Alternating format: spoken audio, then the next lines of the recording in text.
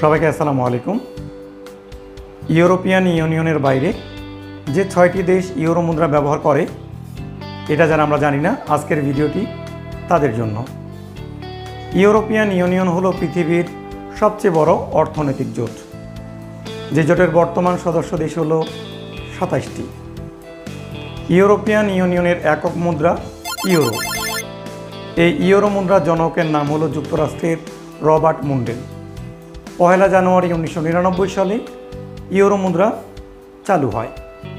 প্রাথমিকভাবে ইউরোপের 14টি দেশ ইউরো মুদ্রা ব্যবহার করে।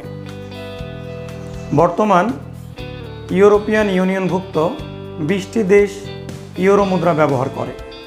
এর মধ্যে সর্বশেষ ক্রোয়েশিয়া। 1 জানুয়ারি 2023 সালে ক্রোয়েশিয়া ইউরো মুদ্রা চালু করে।